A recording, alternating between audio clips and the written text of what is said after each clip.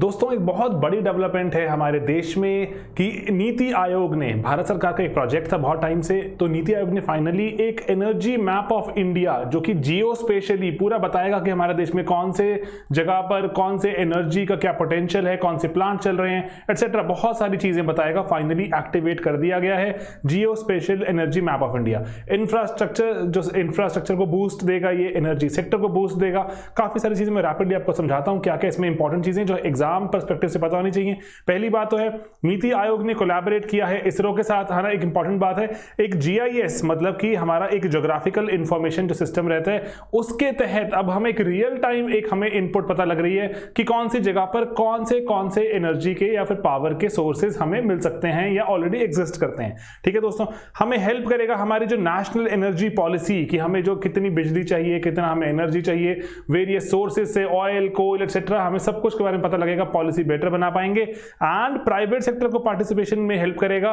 कि आइए यहां पर आप देखिए कि कौन सी जगह पर क्या एक्सप्लोर करने के क्या फायदे हो सकते हैं। एंड देन दोस्तों होता क्या है एनर्जी मैप ऑफ इंडिया, अगर हम बात करें तो दोस्तों ये आइडेंटिफाई करता है, सबसे पहली बात तो है ये आइडेंटिफाई करता है, लोकेट करेगा जो हमारे सोर्सेज ऑफ एनर्जी हैं, कैसे हम उनको एक जगह से दूसरी जगह पे ट्रांसपोर्ट कर सकते हैं, ट्रांसमिट। एक मैप है, जैसे आप अभी गूगल मैप खोलते हैं दोस्तों, गूगल मैप में आप देखते हैं अच्छा कि इस जगह पे सड़कें कैसे हैं, कौन सी सड़क बिजी है, कौन सी नहीं, एक जगह से दूसरी जगह जाना हो कैसे पहुंच सकते हैं। ऐसा ही एक ये हमारे जो जियो स्पेशियल एक हमारा पूरा का पूरा एक मैप दिखाएगा और वहां पे एनर्जी के बारे में बात करेगा, लाइव रियल टाइम कितनी बिजली वहां प्रोड्यूस हो रही है, कौन सा प्लांट है, सोलर पावर प्लांट है, विंड की टरबाइन है, न्यूक्लियर प्लांट है, क्या है सब बताएगा हमें। एंड देन इसलिए हमें जो इंटीग्रेटेड अगर हमें प्लानिंग करनी है एनर्जी सेक्टर की तो वो अब हम कर पाएंगे। एंड देन दोस्तों उसके बाद अगर हम बात करें तो अभी जैसे हमारे देश में बहुत सारा डेटा है, बहुत सारे डिफरेंट डिपार्टमेंट्स इन मिनिस्ट्रीज में एग्जिस्ट करता है, वो फ्रेगमेंटेड पड़ा हुआ है, स्कैटर्ड पड़ा हुआ है, उसको इकट्ठा करेंगे अब हम फाइनली और एक हम डेटाबेस को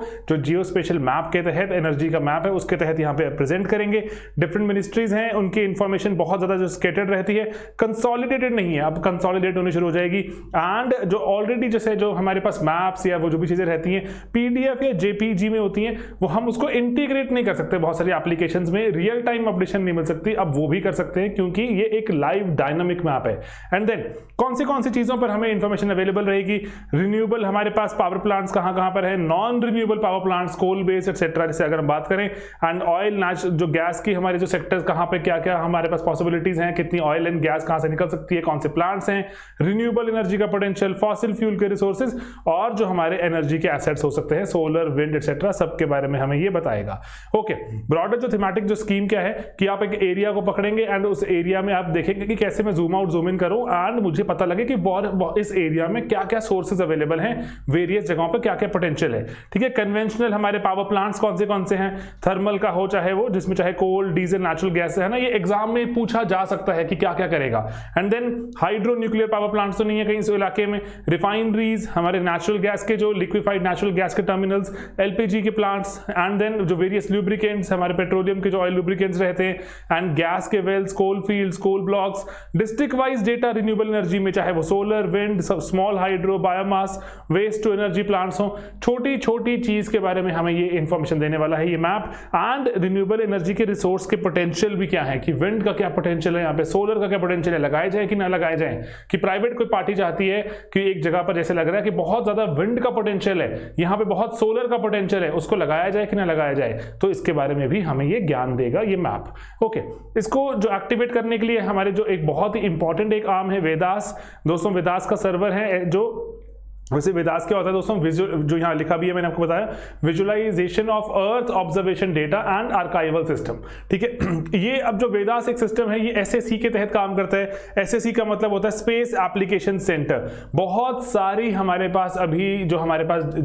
हम एप्लीकेशंस यूज करते हैं, बहुत सारे हम जो चीजें अभी यूज करते हैं उसमें स्पेस का जो डेटा यूज हो रहा है कि हम जो ऊपर से देख रहे हैं कि अच्छा सैटेलाइट से डेटा कलेक्ट करके कि इस जगह पर क्या क्या चल रहा है, जिसको हम जियो इंफॉर्मेशन भी बोलते हैं, कि ज्योग्राफिकल इंफॉर्मेशन मिलनी शुरू हो जाती है हमें, तो वो इसरो की आर्म है एसएसी का ही हमारा जो डेटा सेंटर है अहमदाबाद में, उसी में ही वेदास भी ऑपरेट करता है। वेदास बहुत सारी जो और जगहों पर भी इनपुट प्रोवाइड करता है, इसकी भी इनपुट वेदास ही देगा। आपसे सवाल पूछा जा सकता है कि वेदास किसकी आर्म है? सर ये इसरो की ही आर्म है, एसएसी के अंडर ऑपरेट करती है। ओके ठीक है दोस्तों, बाकी इसके और जो अदर यूज क्या है, इंफ्रास्ट्रक्चर प्लान किया जा सकता है ना, ये अब थोड़ा मेंस में अगर हमसे पूछा जाए, इन्वेस्टमेंट गाइडेंस कि हमें अच्छा यहाँ इन्वेस्ट करूं कि ना करूं, डिजास्टर अगर हो गया किसी जगह पर आसपास, जैसे मान लीजिए कि कहीं पर कोई अगर जैसे हुआ था फुकुशिमा वगैरह में, न्यूक्लियर का जो प्लांट के वहां पे जो चेंबर्स टर्बाइंस थी वहां पर पानी चला गया था, अगर आसपास मुझे लेट्स से मुझे अगर क्लैरिटी नहीं है कि आसपास और ऐसी ज्वलनशील चीजें क्या हो सकती हैं, तो मेरी डिजास्टर प्लानिंग बहुत दिक्कत से भर जाएगी, उसमें हेल्प करेगा।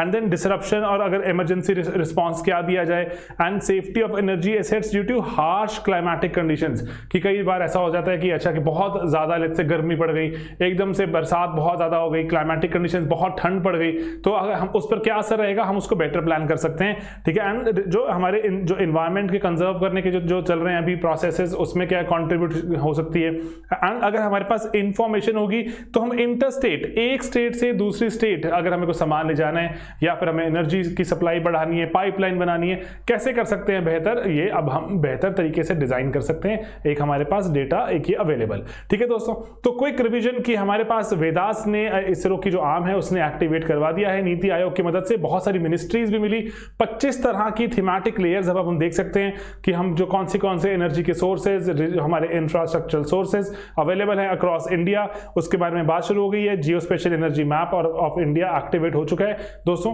एंड हमारी पॉलिसी वगैरह बनाने में भी मदद करेगा। तो क्विकली मैंने आपको समझाने की कोशिश करी इसके बारे में, एंड आपको वेरियस जगह पे एप्लीकेशन नजर आएगा इसका, इंफ्रास्ट्रक्चर हो, चाहे एनर्जी हो, चाहे जो यूपीएससी प्रीलिम्स हमसे पूछ ले, बहुत जगहों पे पूछ सकता है। ठीक है दोस्तों, ऐसे बहुत सी और चीजें भी हैं, पढ़ते रहेंगे, हम रैपिडली कवर करते रहेंगे। मैं चाहता हूं ऐसे वो इन्फॉर्मेशन आए तो आप तक जल्दी से जल्दी पहुंचाएं। ठीक है दोस्तों, चलिए मिलेंगे अपने अगले वीडियोस में बहुत ही जल्द। बाय बाय दोस्तों, टेक केयर।